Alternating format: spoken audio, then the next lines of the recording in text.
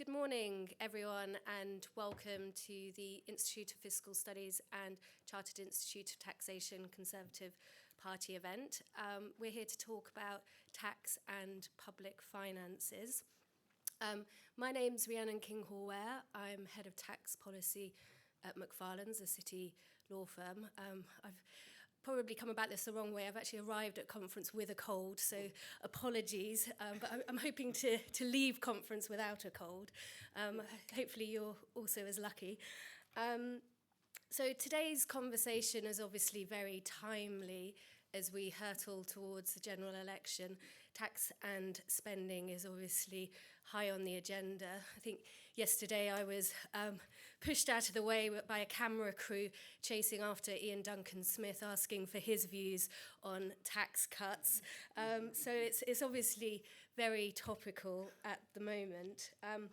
I'll come on to introductions on the panel in a moment. But I think given the state of public finances, they're obviously quite precarious, and I think there's obviously a lot of uncertainty as we head towards the general election. Is the scope for tax cuts? Is the scope, dare I say it in this room, for even tax rises? I'll say that quietly. And then also the extent of public spending. There's obviously growing demands placed on the state, I think, post-COVID, and some of the influences perhaps from across the Atlantic, from Biden in terms of some of those policies, are obviously growing expectations. But I think the critical point is the economy isn't really growing. So actually being able to reconcile the tax and spend equation is pretty difficult. But luckily, we have a great panel today to discuss that. On my left, I have Paul Johnson, who is the director of the Institute of Fiscal Studies. I have Gary Ashford, who is the CIOT president and also tax partner at Harbottle and Lewis.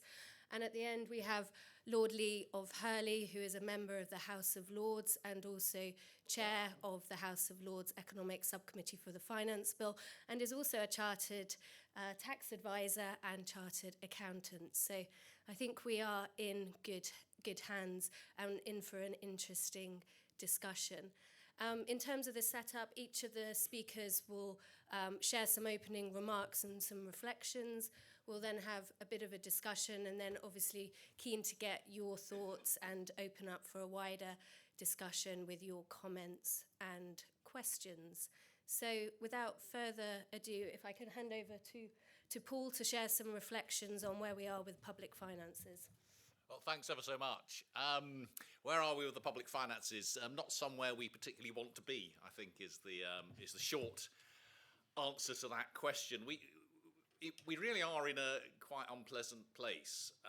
Taxes, as a fraction of national income, are effectively at their highest level ever, certainly the highest level in peacetime. They've risen from about 34% of national income, which they have been for most of my life, over this Parliament, to about 37% of national income. That's effectively a raise in taxes of about £100 billion a year.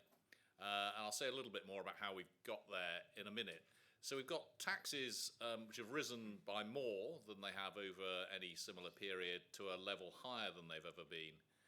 And yet we don't appear to have that much left for spending. If you look at the budget red book, the Chancellor has penciled in 1% a year growth on public service spending for the next, effectively for the next Parliament. When you take account of the fact that health spending will grow faster than that, we have commitments on defence and overseas aid and so on, that looks like small cuts, actually, for most other bits of public services. So how on earth can we be in, and at the same time, debt, as a fraction of national income, is set to stabilise, not even to come down, at getting on for 100% of national income. So we've got high taxes, we don't seem to have much left for spending, and debt is stuck at a very high level. How on earth can that dreadful set of things be true? Well, a series of answers to that. One is that debt interest spending is at close to record highs. Obviously, inflation is high and a lot of our debt is index linked. A lot of our debt is held by the Bank of England, and we pay Bank of England base rate on that, and we've got a lot of debt. So high levels of debt interest spending are a part of the issue. We're actually going to be spending more on debt interest than on any public service other than the health service over the next couple of years. That's the scale of the issue there. Second part of the answer to that question, of course, is poor growth and the economic problems that we've been facing over recent years. Combination of the energy crisis and obviously coming out of COVID have led to higher spending than we might otherwise have done. The third part of the answer, actually rather perhaps surprisingly, is that spending has grown actually quite fast over this Parliament. After a decade of effectively austerity with very little growth in most areas of spending, and indeed cuts in some areas, spending will have grown probably by about 20% in real terms over the period of this Parliament on public services. That's quite substantial growth in spending, and that's not particularly COVID related. That's we're sort of post-COVID now. I'm comparing the beginning of the Parliament to the end. So we have had significant growth in spending over that period. And as I say, put that alongside poor economic growth, and you've got this really difficult period for the public finances going forward. Now, are there ways out of this? I mean, what about, growth might turn out better than expected? Well, the numbers I've just quoted are based on OBR forecasts for growth, which are actually more optimistic than pretty much anyone else's, and partly because they were made back in March before things started to go even more wrong. And actually, if you look at the OBR forecasts over time, despite their reputation as gloomsters and doomsters, actually they have been, on average, slightly over-optimistic rather than over-pessimistic over time. My guess is that their growth forecasts will come down a little in the November autumn statement, and some of the public finance numbers might look a bit worse, not least because interest rates are looking higher and inflation is looking higher than they expected back in March. So, of course, it's possible that growth will dig us out of this, but I think the risks are possibly on the downside rather than in the other direction. And actually, there are other elements of those public finance forecasts which, if anything, probably tend towards the optimistic, not least the assumption that fuel duties will rise in line with inflation like they haven't at all since 2010, and corporation tax cuts, which are due to be temporary, will genuinely prove to be temporary, and some other risks to the public finances there. So I'm not sure that we're going to be dug out of this hole by changes in the forecasts. On the tax side, it is worth being clear quite why taxes have risen so far, so what policies have been put in place.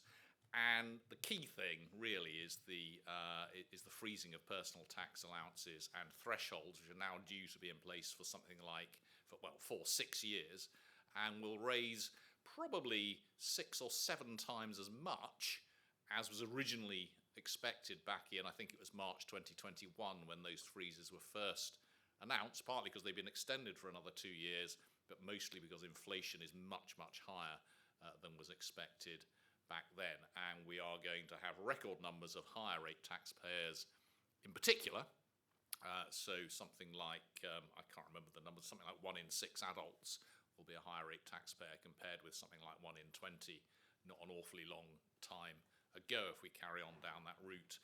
And a large fraction, though not all, of the increases in the personal allowance that were introduced during the coalition government, much of that increase will have gone by the time these freezes run out. So that's by far the biggest tax policy which is raising tax revenue. Obviously, the increase in the corporation tax rate from 19 to 25%, despite the full expensing that's been put in place, will also raise a fair bit of money. And it's worth saying on the corporation tax side, that will take our corporation tax take to among the highest in the OECD. So this is, whilst the headline rate is not especially high still by OECD standards, the take will be pretty high, not at the top, but certainly towards the top of international experience. So there's some big tax rises there.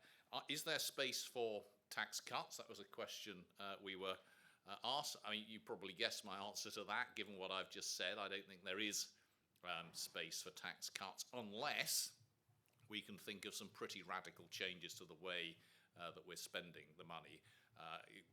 Can we think of really big cuts to the health service, to education, to pensions, to welfare benefits? I mean, there are countries in the world that spend less, particularly outside of Western Europe. There are countries that spend less on public services and on welfare than we do. It's worth saying that relative to Western Europe, we spend less and tax less than most Western European countries. If you look further down the road, what was the biggest fiscal announcement this year, and indeed what was the biggest fiscal announcement of the past arguably decade? It was made 4 or 5 months ago. It was the NHS Workforce Plan. The NHS Workforce Plan, which, my goodness, we needed 70 years late, but we got there in the end. We have an NHS Workforce Plan which says we will be employing 900,000 more people in the NHS by the late 2030s. Just to fund the NHS Workforce Plan will take a tax rise of 2% of national income. So that's about £50 billion in today's term, just to fund the NHS Workforce Plan, nothing else. That is a huge fiscal announcement. Gordon Brown is quoted as saying to Tony Blair in 2001 when Blair announced that he was going to increase NHS funding to the average for Europe, "You stole my effing budget." Well, I think arguably the next 15 effing budgets have been stolen by that workforce plan, if, of course, it is actually followed through. But it is a genuine statement of the likely demand as the population ages and as our expectations grow. Clearly, we'll be spending more on pensions under current policy. The pressure on social care is only going to grow. And despite the increases in spending over the last 5 years, the consequences of that decade of cuts in things like the justice system, prisons, local government and social care are still being felt. So the scope for cuts without some kinds of radical reform strike me as being fairly limited. Last thing I'd say is what I've largely been talking about there is the spending on the day-to-day budget side of things. Spending on investment. Investment spending is actually, by UK standards, pretty much at a historic high at the moment. Still below what it is in many of our competitor countries. But again, you look at the budget red book and the projections for this, investment spending is due to fall as a fraction of national income relatively sharply over the next 5 years. Not necessarily a great way of getting growth going. Even if you take Labour's green investment plan, the figures that effectively they're working to would themselves actually overall imply a reduction in overall investment over that period, but a smaller reduction than those implied in the budget red book. The problem here, of course, is that to get growth going, we need consistent policies on things like investment, education, trade, planning, tax, all of those things where we've seen a remarkable lack of consistency over a considerable period of time. And some of those areas where you need upfront investment and upfront costs and long-term gains, which are very hard to do for obvious political reasons. I'll stop there, having cheered you up so much, and hand over. Thank you. Yes, I was going to say thank you for that cheery start on a Monday morning. I should just add, just on the logistics side, that this event is being recorded. So when we do come to Q&A, you might just want to keep that in mind. I'll pass over to Gary, who I think is going to share some thoughts around the tax gap and whether there's any potential there to find any extra tax revenue. Thanks, Rhiannon, and thanks, Paul. As Paul has aptly set out, I think he's less than optimistic that there's significant growth coming down the line, I think. And so therefore, if the government or any government is looking to try and find some rabbits out of hats, so to speak, where might they find them? Now, a well-publicised area around taxation probably for the last decade has been this concept of the tax gap. HMRC have more and more invested time and effort into try to calculate what that theoretical tax gap looks like, with all sorts of models. As of today, or the last number of months, I think HMRC would estimate the tax gap round about 4 or 5% of sort of the gross potential theoretical tax receipts, which is round about 35 billion. So possibly, if HMRC were able to close that tax gap, there's 35 billion at stake. Now, clearly no one's going to go from 0 to 100%, but that's the sort of range that we're talking about. Now, I, in my past life, was a former tax investigator for HMRC, so I've got probably about 6 minutes left to try and fix HMRC's system to try and close that tax gap.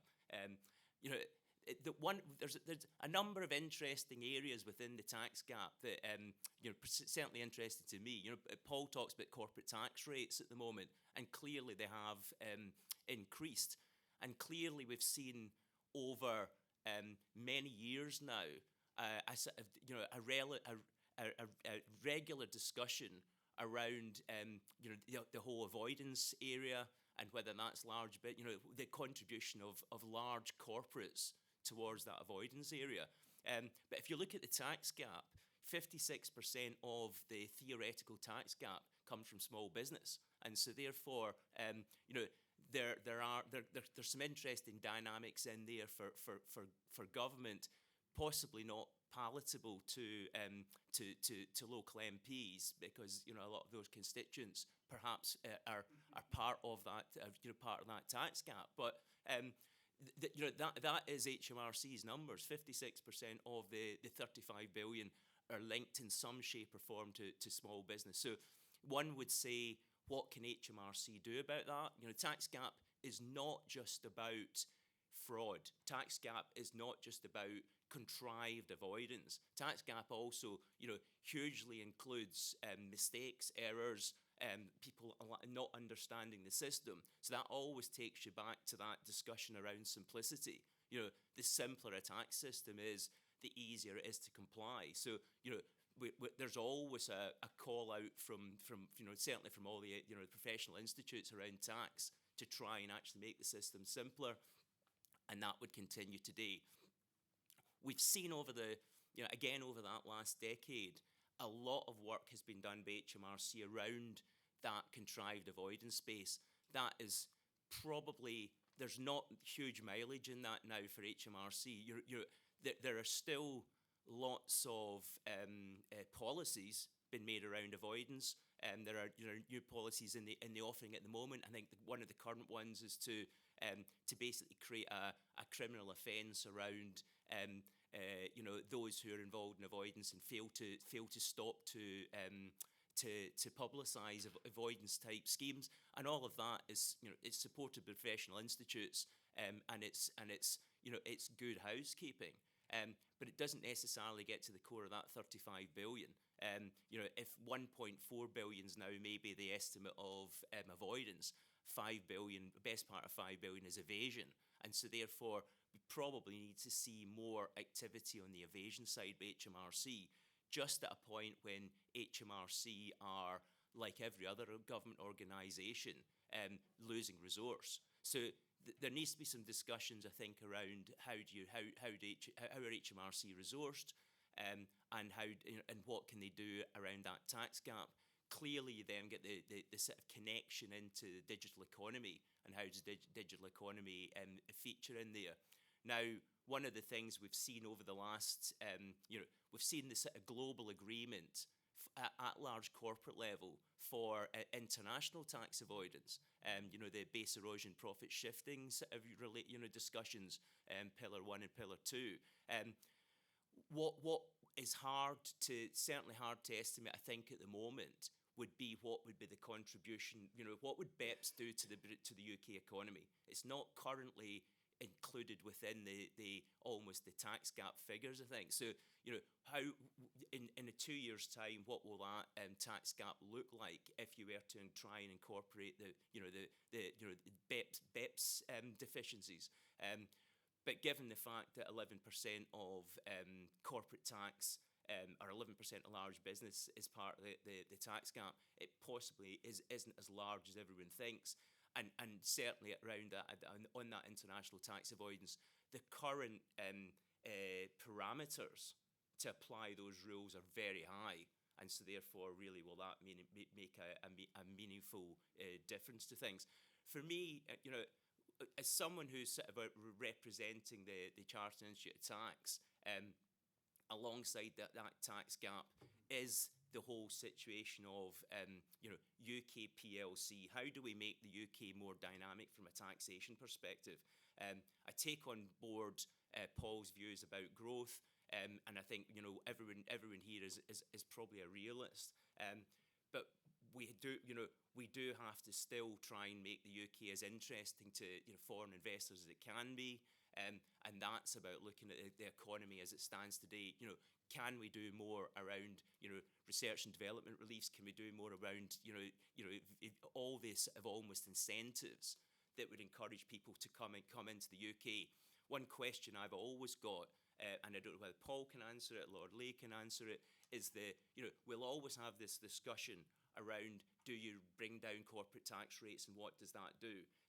Is an alternative to that to have a slightly higher tax rate but have great reliefs to actually sort of, do you, by doing that, do you engage the local the community, but then you almost reward them by having massive incentives? And I don't know the answer to that, and I'd be interested to hear other people's views. But certainly I think I've probably run out of my 8 minutes. I haven't fixed HMRC, but hopefully by the end of today, Lord Leigh might be able to cast some views. Thank you. Some interesting ideas there. I'll hand over to Lord Leigh, who has some further ideas for growth. It wasn't on the agenda, but I'm not sure if this is the starting gun of the rally for growth. I think you're going to stand and share your thoughts. So over to you, Lord Leigh. Thank you. I thought I'd stand because that way I can't speak for too long, otherwise I'll fall over. Especially after last night when I managed 6 receptions. And then found myself, I don't know if any of you were in the Midland Bar last night, but as party treasurer, I have to look after donors, and one insisted on taking me to the premium whiskey bar, which was a mistake. He then insisted on giving me a shot of killer, and I was about, yes. Fortunately for me, Chris Philp came alongside and said hello. So I said, "Oh, Chris, have a drink." "Oh, thanks very much." Oh. He said, "Yeah, I've got to speak at 8 o'clock. Why me?" And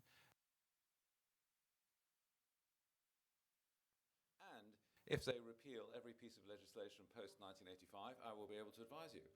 I think it's unlikely, so I don't give tax advice, but I do speak in the House of Lords quite regularly on tax, business finance, and particularly tax, partly because there's so few people in the House of Lords who want to or are capable of speaking about tax. So, and in fact, my maiden speech was on BPPS and Pillars 1 and 2, of which more anon. And you can choose your own subject for your maiden speech and choose your own debate, and I chose that debate to speak. And I actually remember it vividly because I was sitting in the bar beforehand with some fellow peers, and they said, "Oh, you've got your maiden speech, good luck. You're not nervous about it, are you? You're used to public speaking." I said, "Well, I'm sort of slightly nervous because, I've never made a speech before without any gags in it." And they said, "Well, what possible gags can you have in a speech about tax?" And I said, "Well, I was going to say tax is like that other 3-letter word ending in X where everybody thinks everybody else has got a much better deal." I said, and one fellow opposite me said, he said, "I think that's rather good," he said. I think you should use that." "Oh," I said, "that's very kind of you. We haven't met." And Lord Leigh of Hurley, "How do you do?" "How do you do?" he said. "I'm the Bishop of London." I didn't use it.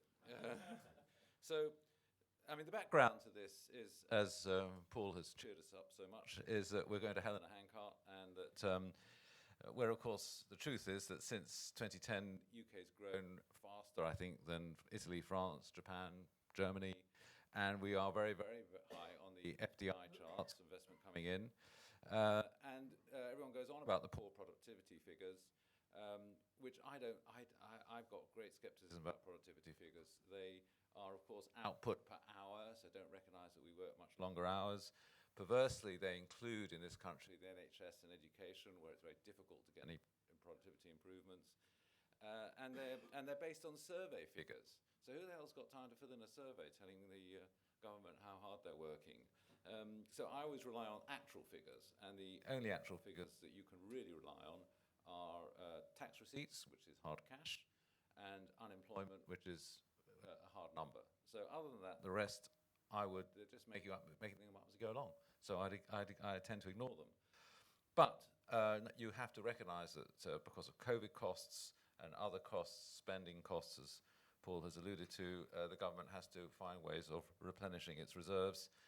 And whilst I'm generally of the low tax and watch it grow school, I am, after all, a product of Margaret Thatcher, and I have a portrait of her in front of my desk, both in my office and in the House of Lords. It only works up to a point, and typically when we're in a position to have low tax. So what can be done to promote growth? It's impossible to cover a whole area in a few minutes I've got, so I just wanted to throw out some pointers, ideas for discussion. I agree with the IFS and where Gary was going, that if you have high tax rates, that's fine, but you have to have deductions. And the IFS have highlighted the annual investment allowance as a great helpful deduction, and I agree with you that it needs to be made permanent. It also needs to be publicised. Not that many people are aware of it, but it's a fantastic way of investing and reducing your tax bill. As the chair mentioned, I chair the Finance Bill subcommittee, and we're having a good hard look at R&D tax credits. Anybody apart from Gary and Paul know what the size of the R&D tax credit was last year? Hazard a guess. Good answer. Anyone want to throw out a number? 6.8 billion.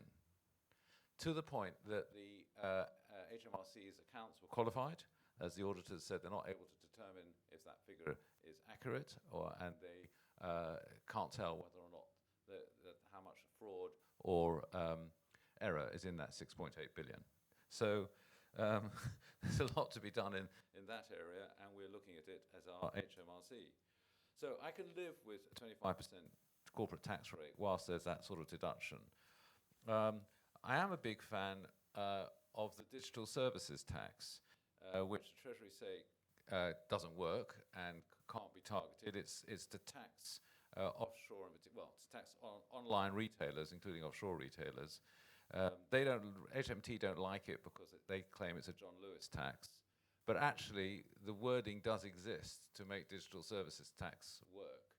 And Glyn Fullerlove, former president of the CIOT, and I have come up with that wording for the revenue. So I would like to see that imposed. I'd like to see the OECD BEPS Pillar 1 and Pillar 2 introduced. I think that 15% for every company, every multinational company above a certain size in every country is very, despite being a low tax Tory, is appropriate and should be encouraged. And so am I cutting in and out, or are you all right? The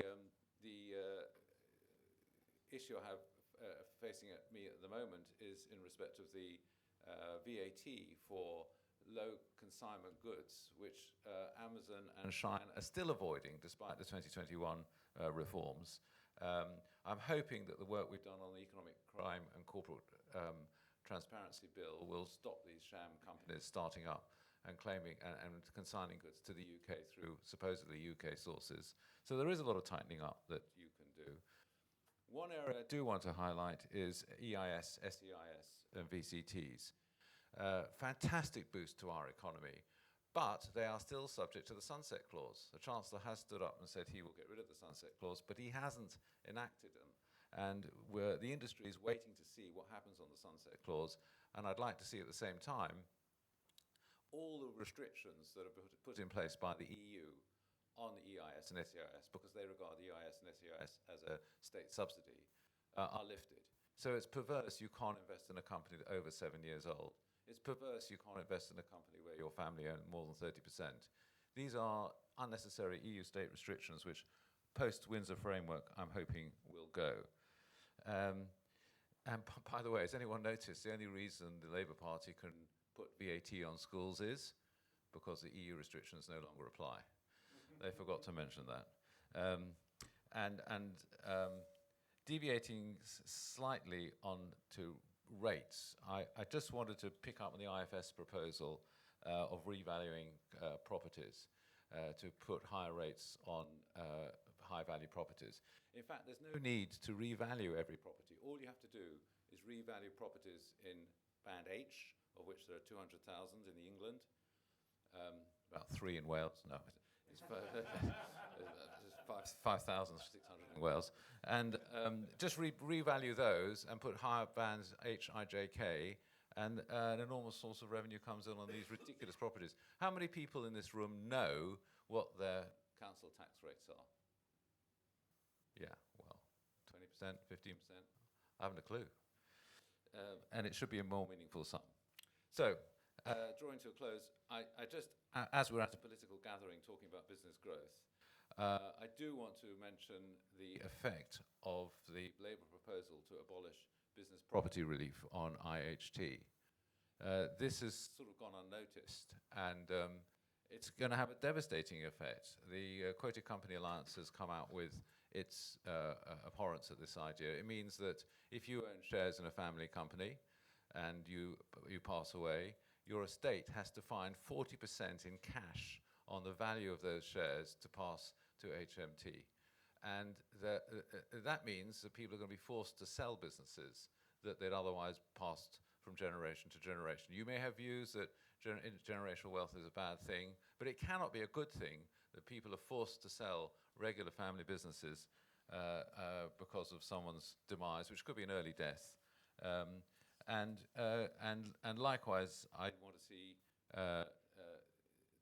Labour's attempt to abolish what's called nowadays business asset disposal relief, which is a terrible name, but what we know as entrepreneurs relief.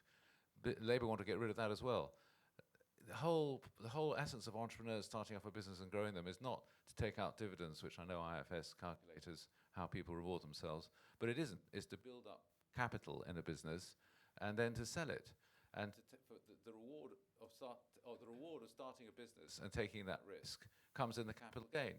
So to take away the small business exemption is a huge disincentive for entrepreneurs, and it's the entrepreneurs, the SME, the self-starting person we really need to encourage to promote economic growth. Thank you. Thank you very much. Some interesting ideas. I might just turn to Paul. If the stars were to align on public finances, were there any ideas there that the IFS would maybe endorse, or are there other areas in the tax system that you would look to reform first to encourage growth? Yeah, plenty. I'd abolish stamp duty as the first. If I had whatever it is, 10 billion to spend on cutting taxes, I'd get rid of stamp duty on particularly on housing transactions for all sorts of reasons, in terms of the impact on the economy and in terms of its impact on labour mobility. So in terms of what we just heard, I agree that making expensing permanent would be a sensible direction. I suspect that we may agree to differ on business asset disposal relief, which is the name that I like.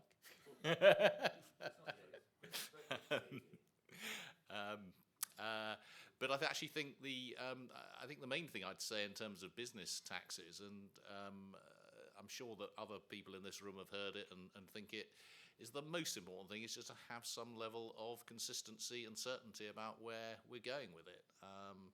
Even talking to business organisations, they're actually much more concerned about having certainty than they are about the exact rate of the tax. And I think the lack of consistency and certainty, and including the sort of we're going to have expensing, but for now only for 3 years, but we hope it will be permanent, as opposed to actually making it permanent, I think is a bigger problem probably than most of the individual aspects of the system.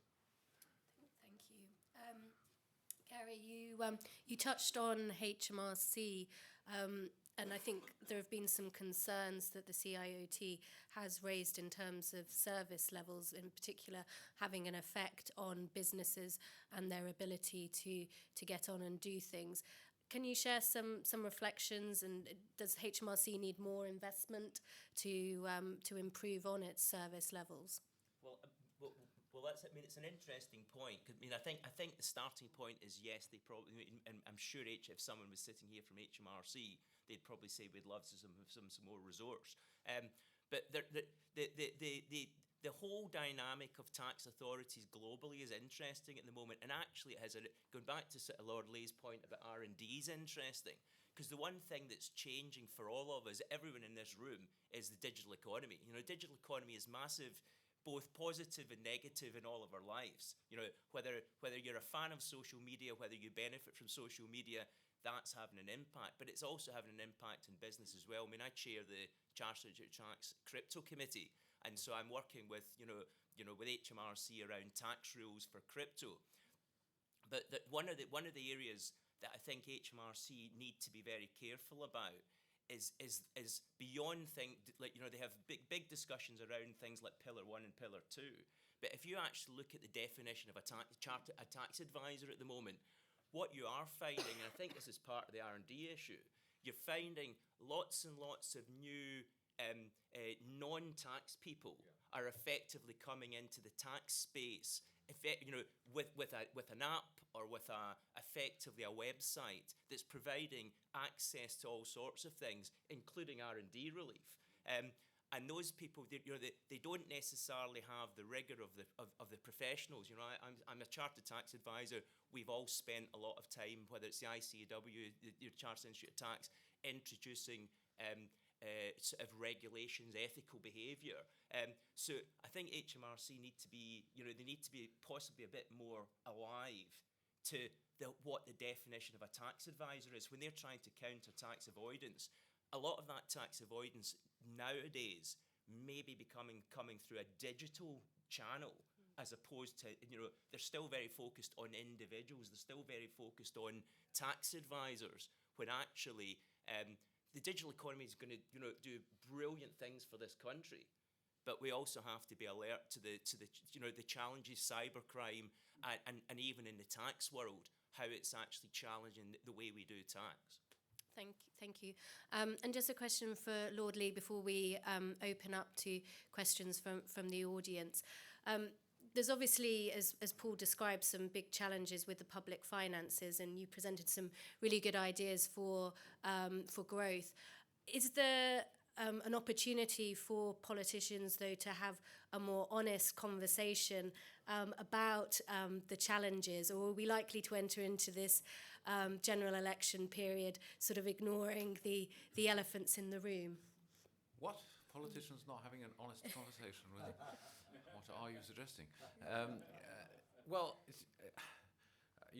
I would say this, wouldn't I, as I'm senior chair of the Conservative Party, but I personally think that the approach that Rishi Sunak and Jeremy Hunt have taken has been refreshingly honest and straightforward and determined. And Jeremy Hunt has simply said, I cannot do what I'd like to do. It's just not possible. And he's been straight. And I don't see, I know them both well. They are both Tory tax cutters at heart. And if they could do it, they would. But they're not going to come out with loony ideas. I don't know, but I cannot imagine that they would come up with a proposal to just get rid of inheritance tax. They're not going to do it. They're going to say this is a difficult road. And Sunak in particular, that's his whole training. His whole life has been empirical and based on facts and figures and decisions based not on gut. And it was a big thing for him to leave. Unlike Starmer, he left government because of his views of his boss. And I remember him telling me when he was Chancellor, he said, Boris just keeps promising things I cannot deliver. I cannot find the money to do it. And eventually it was too much for him and he left, which was a huge thing. So personally, I think if anyone can have an honest discussion with the public, I think it's him and Jeremy Hunt. Thank you.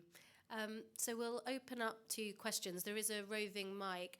I'm going to try and take a couple of questions, and I'm going to congregate them to say the steps for the roving mic. So I can see two at the front here. So if we start with those two, if you could say your name and where you're from.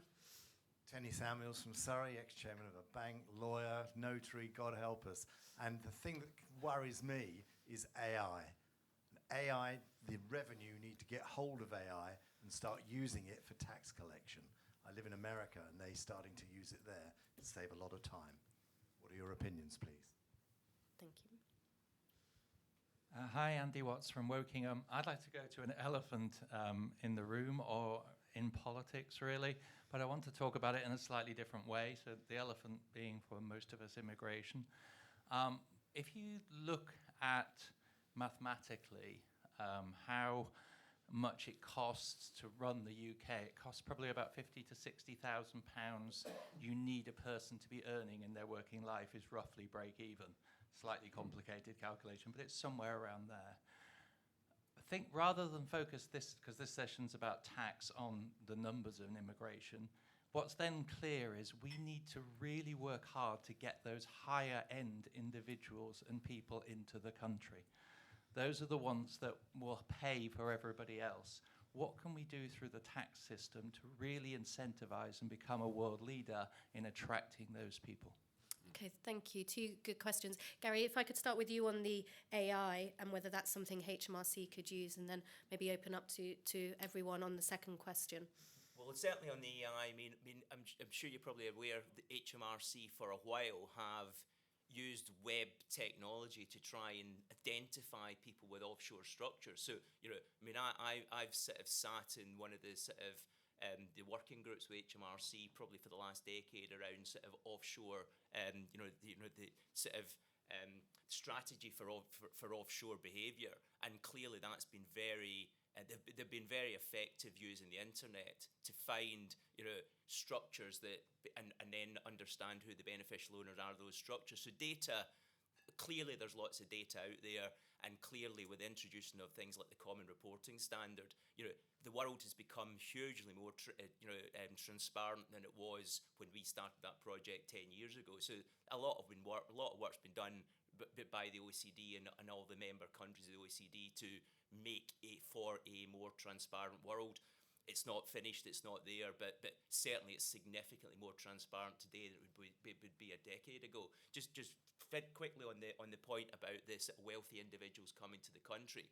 I used to sit on the board of Tax Advisor Europe for the CIOT, so I know a lot of tax advisors around the world, and clearly, one of the things that will probably come up in this panel is will we scrap the non-dom system? Will the government not scrap the non-dom system? I think the debate needs to be a bit more nuanced than that, because I don't think you can have. It's not a binary thing. If you get rid of the non-dom system, you have to replace it by something else, because you need to attract wealth creators to the UK. And so therefore, when I look at other European countries, they've all got, or certainly a high proportion of them, have got a system to welcome people to the UK. One of the things I see as a tax partner at the moment is wealthy individuals coming to me and saying, I'm thinking about leaving the UK, and that's in part because of tax competition. That's because other countries like Italy, Portugal, number of countries have tax systems that are trying to bring our wealth creators out of the UK into another country. So we have to not necessarily fight back, but it's not a binary discussion, the non-dom discussion. Perhaps we need to reform it, but certainly we can't have no system that attracts wealth people. And it goes back to EIS. So, you must have a competitive country because these people can go anywhere. Sorry. Thank you. Lord Lee, would you like to comment? Just briefly, first on the AI, it's not an economic argument, it's a political argument. If you think, which many do, that AI is going to be the defining issue in your life for the next 5 years, who do you want as the leader of your country, Starmer or Sunak? It's no-brainer. Point one. On your point about high earners, you're absolutely right. And the problem is that the Labour policy on non-doms is done because the focus group give it something like 90% approval. And it's completely bonkers shooting ourselves in the foot like this. So it's up to us to go in this room to explain to the world that this is shooting ourselves in the foot. We need non-doms here. They have to have some incentive or they'll go to Portugal, etc. And it's up to us to find a system that's fair but encourages them to stay. Because at the moment, as Gary says, they're queuing upside tax offices saying, where do I go? Thank you. Paul, any thoughts on encouraging high earners to both stay in the UK and come to the UK? Well, just very briefly, I mean, we already, we are a very open economy. I think, and my colleague Aaron Advani here is a real expert on this, has shown that about a third of the top 0.1%, the third of the very highest income people in the country were born abroad. So we bring them in very big numbers, and they contribute very large amounts of tax at the moment, and that's partly or significantly to do with the attraction of London and the City of London and the kinds of industries we have here, which are very global. So we do start from an extremely strong position. Now, exactly how important the tax system is for all of that is quite difficult to determine, but it does mean we are in a risky position, because if large numbers of these people do decide to leave, then the cost to us is very high. Thank you. We'll open up a few more questions. There's two at the front, and then we'll go towards the back. Thank you very much. Aubrey Allegretti from The Guardian. I mean, it's sort of been alluded to already, but the politics around this conference in the run-up to the next election is so important, as well as the economics. Liz Truss is obviously kind of holding her growth rally later, and among the things she's asking for is corporation tax to be cut back to what she wanted, which was 19%. I just wonder how feasible you think that is, and how authoritative we should view her sort of economic interventions, be they today or in the run-up to the next election, as she tries to position. Thank you. One more. Hello, James from Cooperatives UK. Is it possible to have a system that both has, lots of really well-targeted reliefs that drive really good, business behaviour, and at the same time the degree of simplicity which you also see on? Thank you. Paul, could I start with you on corporate tax cuts? Is it possible? Look, we all want lower taxes at nil cost if we could have them, and lower corporate tax is better than higher corporate tax from the point of view of economic growth. And as I said, our corporate tax take is going towards the top end of the distribution. But as we discovered very clearly a year ago,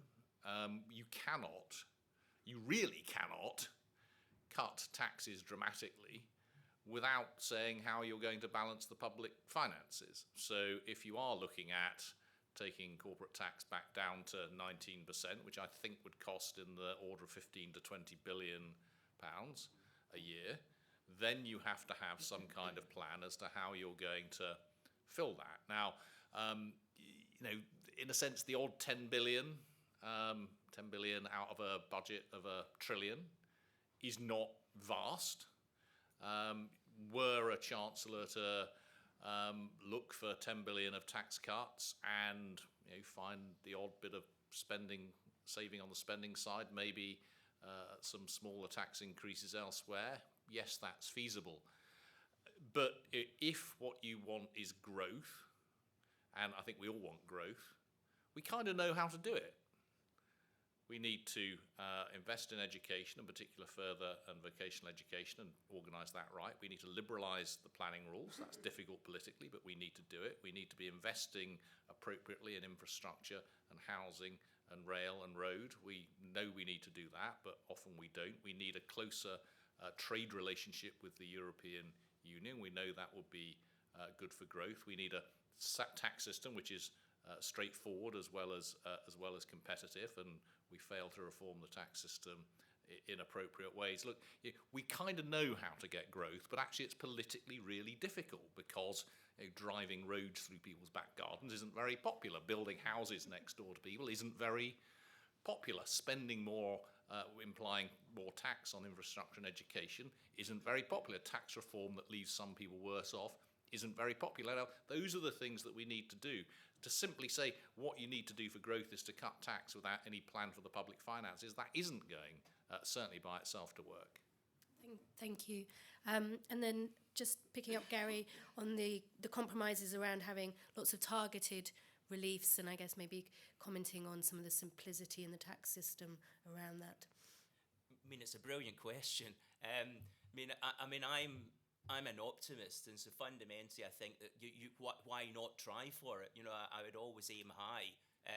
It's just about I think we recognise tax is complex, but it's right to ask the question: does it need to be complex? How can we simplify that? But I still think, there's two things for me. Almost going back to the question about rates of tax. I've been I've been in the profession for 20 odd years since leaving HMRC, and one of the things I've heard for all throughout that time is, if you have very low tax rates, you have a higher level of compliance. Paul may have the answer to this. I'm not sure I've ever seen actually any evidence to confirm that. But what I do know is, when I'm meeting potential clients who are thinking about coming to the UK, they want to hear something positive about the UK tax system. And so that is, whether it's a low rate or whether it's a slightly higher rate with good reliefs, it's trying to give them a good news story. They want to be, in a way, romanced about the UK. And so therefore, the more that you can tell them the UK is a great place to do business, we've got great holding companies rules, great dividend type rules, that's the sort of thing that foreign businesses, foreign corporations want to hear. When they could easily put that holding company in Amsterdam or somewhere else. Why do we come to the UK? So that's where I think it becomes relevant. But I'm not the economist. Paul is the economist. I certainly don't have a specific view. I think whether it's 19, when it's 25. I think I personally wouldn't want to be above all the competitor countries. But I'm definitely not the economist in that. We've got some questions over this side. So, lady here at the front, and another lady just halfway down. Do you think we could do more with our tax system to address the intergenerational inequality without necessarily cutting tax and the overall income we receive from tax, but to improve the mood music? So, for example, I've always been interested in why we can't give a income tax rate cut to landlords who are prepared to let for a 7-year term, so that the people who are stuck, unable to get on the housing market, can at least have security of tenure while their children are at school.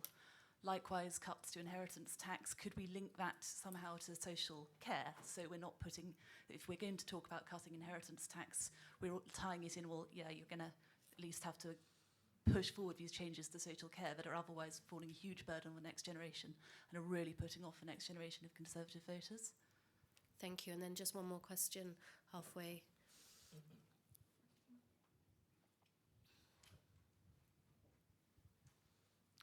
Hiya. It was just in relation to Gary's point on HMRC and the tax gap and small businesses. And a lot of this, I guess, comes down to tax administration rather than tax policy. So do you think HMRC's Making Tax Digital programme is fit for purpose in helping to significantly close that tax gap? And I guess especially given tax authorities around the world have come on leaps and bounds, in relation to tax administration with things like real-time reporting and e-invoicing, whilst HMRC have spent the last kind of several years trying to roll that programme out. Can you just say name and where you're from? Sorry. Missed that bit. So, Jess Jensen from Sage UK. Thank you. Lord Lee, could I bring you in on the first question around the tax system and encouraging intergenerational fairness with any discussions around tax cuts? Yeah, I mean, it actually ties into the question over there, which is that you have all these brilliant ideas, but the complexity that it leads to means that asking these guys that sort of question is totally unfair, because without a complicated tax system, they're not going to make a living. So they want it as complicated as possible. Whereas the one answer I had I thought did work was to increase council taxes on big homes where people are, one person in a family mansion. I think you can easily put up council tax rates without any bureaucracy, and that would help intergenerational movement, because the people will sell homes and they'll make it easier. That's the easy one I can think. We did look at Make Tax Digital at the Finance Bill Select Committee, and we managed to persuade the Revenue to put it back because they weren't ready. Whether or not they're ready now, I'm not sure they are. I think they are a bit behind. And I don't want to fall into the Guardian's luring invitation to do another blue-on-blue attack. But I think Paul's response was brilliant, as usual, if I may say so. And I'd simply say to them that look what happened when Kwasi Kwarteng tried to reduce the top rate of tax. To everyone's astonishment, nobody wanted it. Everyone thought it was inappropriate. So it isn't always the answer just to drop the top rates of tax without knowing how or why or what. Even most Tories didn't want it. So I'm not quite sure what they're banging on about. Thank you. And Gary, maybe could you just touch on tax administration? I mean, I think Laura Lee sort of almost put the nail on the head. I think it's always important. There's nothing magic about tax on this point. Actually, it goes back to that point about the digital economy. This gentleman talked about AI. There's nothing magic about this. It won't solve every problem. It won't make everything bad in the world. It's about how you actually harness it. The one challenge I would have of HMRC is, are they harnessing it properly? And so therefore, I think it was right that you asked them to hang back a little, because certainly, I think, the CIOT, we've been quite public in the fact that HMRC service standards aren't quite where we'd like them to be at the moment, and that's affecting businesses and taxpayers round the country. People aren't getting answers, and people aren't getting tax refunds, and now those tax refunds could be the difference between a business surviving and a business failing. And digital's part of that, because there's definitely a focus on building this digital tax system. But it can't be at the expense of everything else. And I think any of us who have ever been involved in any sort of computer program in any of our businesses have always realised that a computer takes longer than you ever imagine and costs an awful lot more money than you probably ever imagined as well. And so therefore, it's making sure there's that realism when anyone's embarking on what's always a very ambitious thing to do, really. Thank you. We'll maybe go to last questions. I think there's a few just at the back. There's a gentleman I can see over there, right at the very back, sorry.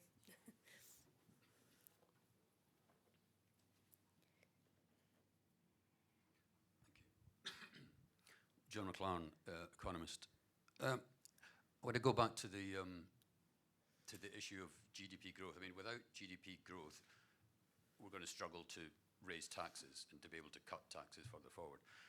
And GDP growth, along with productivity, if you believe productivity figures, has struggled since the financial downturn.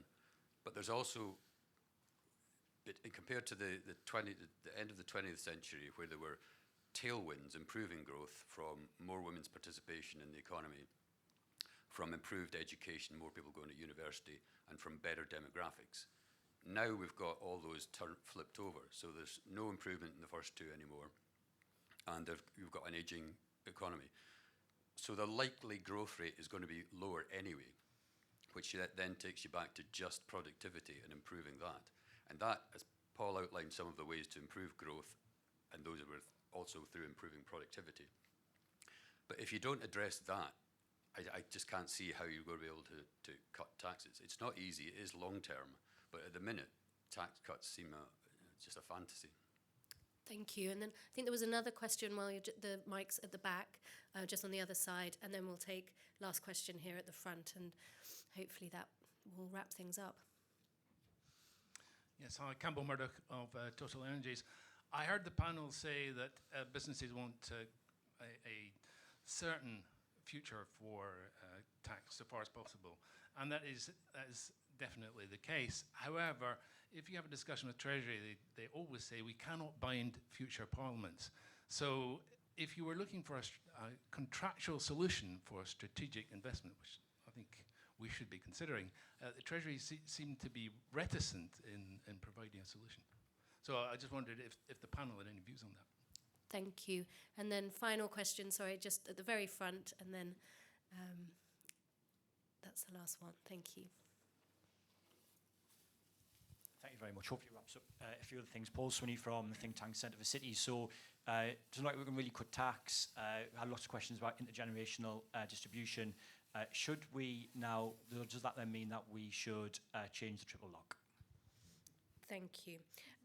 So taking the first question, Paul, the question around are we expecting too much, too optimistic around growth, and therefore our expectations for tax cuts?